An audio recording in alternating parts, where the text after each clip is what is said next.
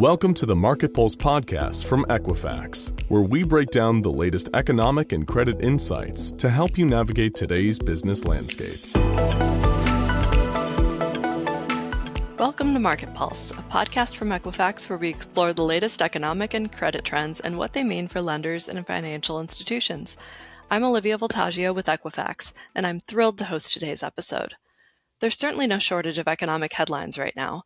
We're watching interest rates, employment, consumer spending, and the housing market, while overall uncertainty continues to complicate the outlook. But for lenders, the bigger question is, what does all of this mean for consumers, credit demand, and risk? Joining me to help us make sense of the current environment is Justin Begley, an economist with Moody's Analytics. Justin, welcome back to Market Pulse. Thank you. It's good to be here. Great to have you back. Justin, let's start at the 30,000-foot view. If you had to describe the U.S. economy right now in just a few words, what would you say? And what are the most important forces shaping that outlook? I think I would describe the U.S. economy as just broadly fragmented right now. There are two drivers of growth. On the one side, you have investment in AI and the infrastructure that is needed to support that the adoption of that technology. And then also you have a fair bit of spending by well-to-do consumers, which in many ways has been powered by stock market gains that have also been linked to AI. So in some ways, the two main drivers of growth are interlinked. And then you also kind of have some other smaller but yet important areas that are driving growth as well. So we have this influx of tariff refunds, which in some ways is acting like stimulus for firms that paid tariffs under the International Emergency Economic Powers Act that was ruled unconstitutional by the Supreme Court. And now they're getting a lot of those back. And then there's also been some other tax cuts on the individual side and the business side that seem to be supporting growth. But that's not without its headwinds, though. The economy is facing a number of clear headwinds, including the war in Iran, which has raised economic policy uncertainty and geopolitical uncertainty, as well as energy prices. And we've actually found in our own research that the increase in energy prices for households has more than fully eaten away the increase in the tax refunds that were higher this year because of the One Big Beautiful Bill's tax cuts. So you have that increased inflation from the energy price shock, and then also you have tariffs adding to inflation a little bit as well. And it's made the monetary policy outlook a fair bit more uncertain. So we have those two headwinds. And then finally, the labor market is also in a tough spot. There's a kind of a reluctance by firms to hire right now, and that's playing a role in keeping growth relatively tame. But so is the declining labor force participation. We have a real labor force supply problem right now for a number of reasons. But those are some of the main things that I would say characterize the current relatively fragmented U.S. economy. Yes, there's been a lot for the economy to absorb over the past year, as you just summarized. What has surprised you most about resilience or lack of resilience in the economy?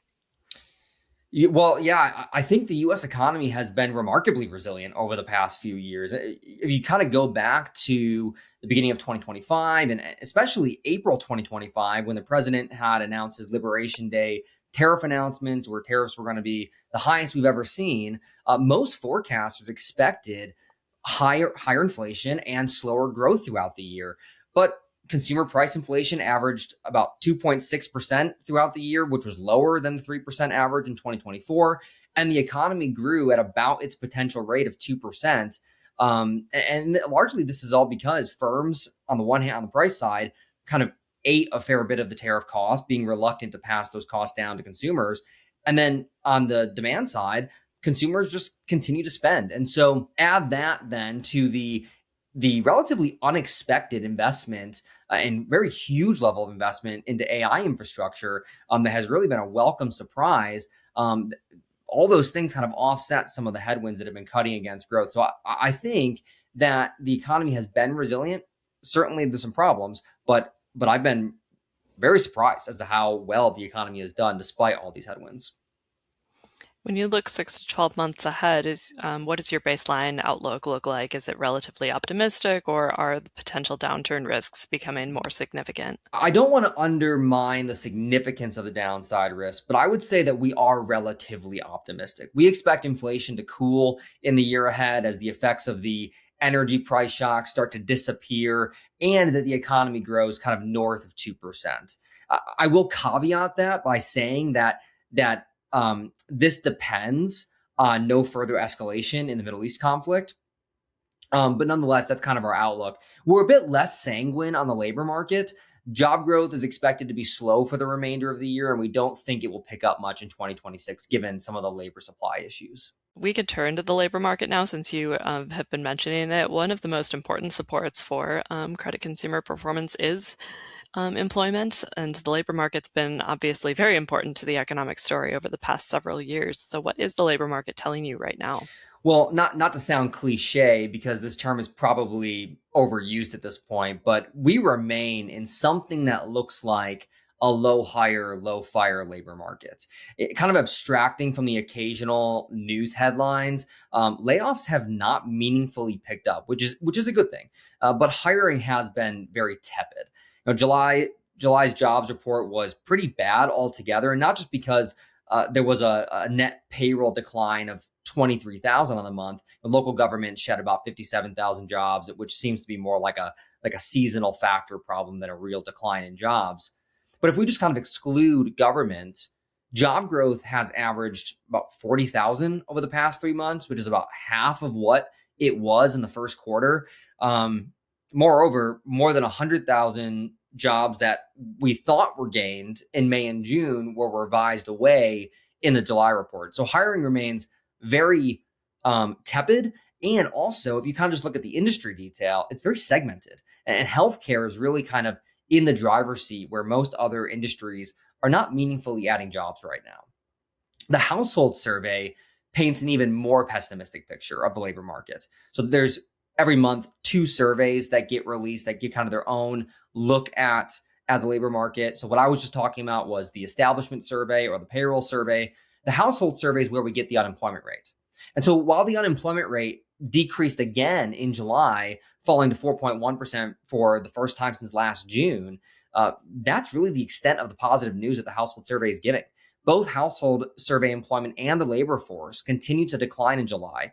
And the labor force is down by nearly 1.4 million since the beginning of the year, which has pushed the participation rate to its lowest point since early 2021. So that's a real problem for businesses, that even those that want to try to hire, in fact, this is particularly an issue among small businesses, even those that want to try to hire, they can't find the workers right now because there's such a decline in the labor supply.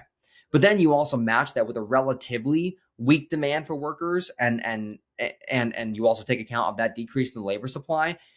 It's actually kind of pushed the labor market towards what looks something like an equilibrium, which suggests that growth will be pretty minimal in coming months. Yes, when we look beyond the headline unemployment numbers, are there other signs beneath the surface that suggest the labor market's either stronger than weaker or than it appears? Yeah, well, the labor market is definitely weaker than the unemployment rate suggests, and the softness in hiring and slowing wage growth is certainly showing that. If you look at employment measured by the household survey, which again is different from the payroll report that typically gets cited, employment has fallen by more than 900,000 since January. And that would typically suggest, all else equal, the number of unemployed workers would go up.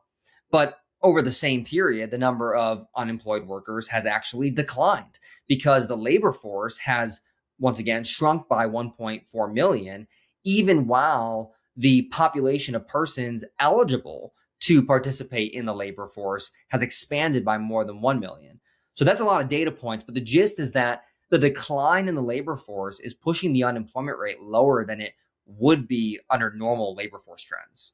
So then let's connect that directly to credit. How important is the labor market to your outlook for consumer credit performance over the next year? And what would have to happen in employment for you to become significantly more concerned about delinquencies and defaults? The labor market outlook is very important. Despite the problems that we've already discussed with interpreting the unemployment rate, it remains the single most important indicator to watch for household credit performance. In fact, if we just kind of look at a basic correlation coefficient between the total 30 plus day delinquency rate across all consumer credit segments and the unemployment rate, it's like 0.9. So they're very closely linked. And so because our baseline outlook is that the unemployment rate will remain just about between 4.5% over the next year, we think that delinquencies will also remain pretty stable. But of course, if we see a meaningful increase in the unemployment rates, because firms start choosing to lay off workers, or maybe even we get an increase in the labor supply somehow that is not met with an increase in labor demand, and therefore there's more people kind of looking for work but can't find it. But then we're going to see consumer credit performance deteriorate quite a bit. So then let's turn to the consumer, since that's where many of our listeners are especially focused. For quite some time, we've talked about the resilience of the American consumer, but that resilience hasn't necessarily been shared equally. How would you characterize the financial health of consumers today?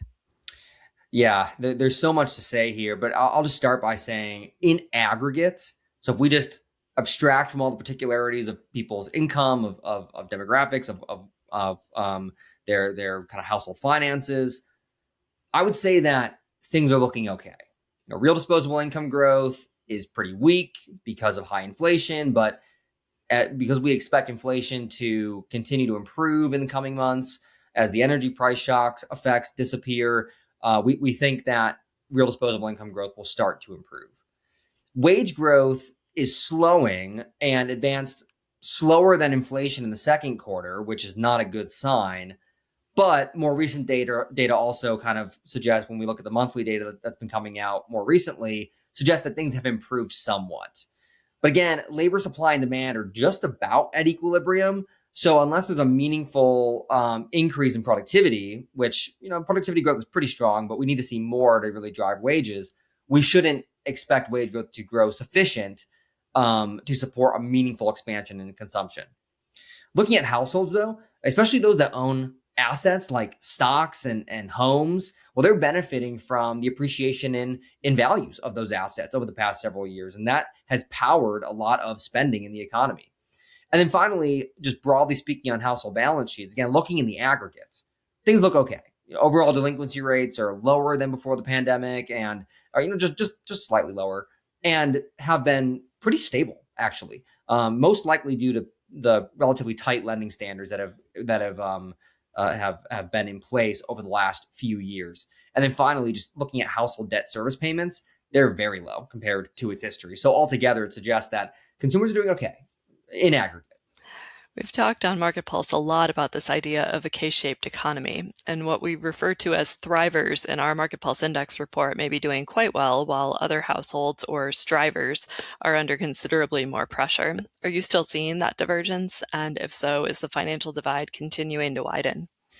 We are still seeing that divergence, and the K-shaped economy does remain a problem. When looking at the data in aggregate, again, things don't look so bad, but as you allude to, there's some cracks under the surface, and this is pretty clear when looking at the spending data. We actually take data from the Federal Reserve's financial accounts release and kind of combine it with the survey of consumer finances and estimate that the top 20% of income earners are responsible for about 60% of total personal outlays, and these consumers especially have, as I mentioned before, benefited from the positive wealth effects resulting from recent stock market and house price gains.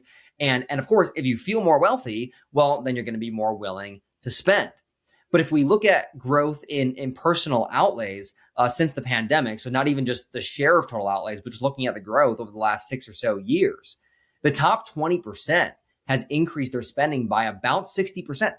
But the middle 40% and the bottom 40% of income earners have increased their spending only by about 30%. And keep in mind that over that period, the CPI has risen by about 26%.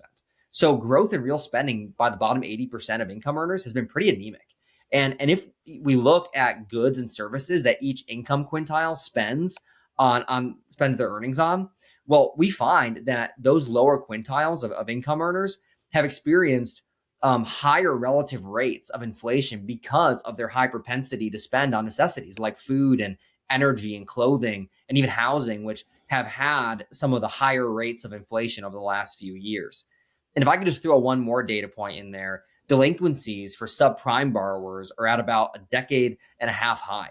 And I submit that subprime borrowers I'm going to classify those as those with credit scores below 660. But there's been pretty much some stabilization in the increase in recent months, but that the stress that is in that side of the market is pretty concerning. So I think that credit scores are not necessarily determined by income, but they are correlated, and so that's just another data point to suggest that the K-shaped economy really hasn't been getting better. And for lenders, averages can sometimes obscure what's happening underneath the surface. Which consumer segments are you watching most closely right now, and where are you seeing the greatest signs of financial stress? That's a good question. I'm paying attention to a few things. So the first thing, I'm keeping a close eye on FHA mortgages. FHA mortgages are not necessarily solely utilized by low and middle income households, but they tend to make up the majority of people who take on those types of loans. We're seeing a lot of stress in that segment. The delinquency rate for FHA mortgages is at about a 15-year high if you ignore kind of the temporary spike during the pandemic. Now, some of this is policy driven, I submit. As of October of 2025, distressed borrowers entertaining a home retention option that have an FHA mortgage are now required to make 3 consecutive trial payments before being reclassified to current on their loan, whereas before the reclassification would basically happen immediately. But nonetheless, rising FHA mortgage delinquencies signal that there is a fair bit of stress among lower and middle income households that can't, or at least are falling behind on what is perhaps the most important monthly payment that they have, the payment for their home. But I'm also looking at subprime credit stress broadly. But there's 2 areas where I think we can zero in on. The first is credit cards. So credit card delinquencies are actually pretty stable altogether. And even if you look at, for instance, the delinquency rate on subprime borrowers, even it's high for credit cards, but it is also pretty stable. But I've recently seen some delinquency rates that have been reported by banks that cater more to prime and super prime borrowers, and also those delinquency rates reported by banks that tend to lend to more prime or subprime borrowers, and also those that lend kind of via retail cards. And the spread in the delinquency rates reported by those banks is the highest or largest it's been since 2010. So that's something to keep an eye on. And then the second thing there on the subprime credit stress issue is in the auto segment. So auto loan delinquency rates are pretty high, but they're overall pretty stable as well. But for subprime borrowers, they're at an all-time high, and many of these borrowers likely took out loans as interest rates were rising just before lending standards began to meaningfully tighten. And so, when we're looking at kind of where the stress is popping up in the auto loan segment, it's coming from the auto finance segment, which not necessarily the general rule, but tends to have a little bit looser standards than the auto banks. So that's also something that I've been watching pretty closely. And there's other things, you can look at student loans, you can look at historically low savings rates, but I think those 3 things are topping my list right now. Yes, let's focus a bit on consumers' ability to borrow and their willingness to borrow. What are you seeing in terms of overall demand for credit? Yeah, demand for credit is pretty interesting right now because altogether it's relatively low. Banks, looking at the senior loan officer opinion survey that comes out from the Fed, they're reporting pretty low lending. Pretty low demand for loans. And then our own data, if we're looking at growth in originations, I would say it's at best okay. And a lot of it's being driven by home equity loans and lines of credit. And there's some various reasons for that. But yeah, I would say that demand for loans, just given the high interest rate environment, it's not looking that great right now. When you break it down by product, mortgage, auto, credit card, personal loans, where do you see the biggest opportunities or challenges for lenders over the next year? Yeah. So, I mean, I think anything high rate and long term is going to be a struggle right now. So, mortgages are kind of a case in point. The affordability problem in the new and existing home markets is pervasive and keeping demand pretty low altogether. And and kind of if you look at, for instance, the supply of existing homes, it's still very tight. The so-called lock-in effect, where homeowners with low rate loans originated before 2022, they still just don't want to trade up at the cost of a significantly higher interest rate on their loan. So that's causing just interest rates to be kind of determinative for the housing market right now. That said, it also kind of looking within the residential segment, many of these exact same homeowners are starting to draw, in fact, they have been for a while now, draw on their home equity to expand or renovate their home. So there is opportunity there. But many consumers are also turning to revolving credit to kind of make ends meet, particularly lower income households that are the most kind of financially strapped. I've looked at origination data recently that suggests kind of actually the subprime, despite tight lending standards, the subprime segment is actually borrowing at some of the faster rates among kind of the credit distribution. Now, some of that is kind of payback from just very low lending to that segment over the last couple of years, but it is interesting nonetheless.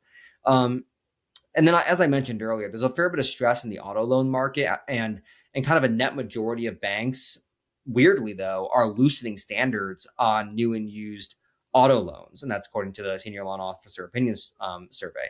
So that presents a real risk, given how high subprime auto loan delinquencies have gone. Do you think there's pent-up credit demand waiting for rates to come down? In other words, could even a modest improvement in borrowing conditions meaningfully change demand, or are affordability constraints bigger than interest rates alone? There probably is some pent-up demand, particularly in housing, but it's a catch-22 because, of course, if mortgage rates fall, well, that might result in more home buying.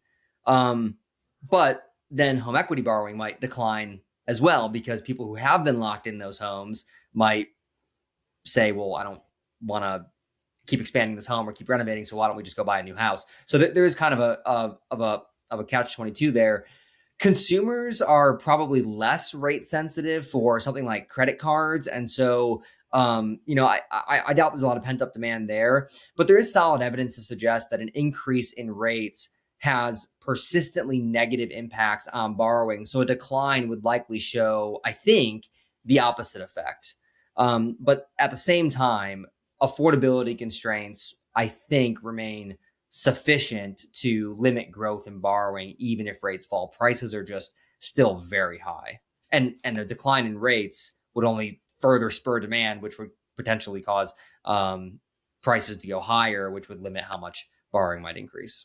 Yes, as you've mentioned, housing is probably one of the clearest examples of that affordability challenge. Many existing homeowners have relatively low mortgage rates and significant equity, while prospective buyers are facing both elevated home prices and higher financing costs. What ultimately unlocks this market? Is it lower mortgage rates, more housing supply, slower home price appreciation, or some combination of all three? A combination of all three would certainly be helpful, but supply probably is the key here.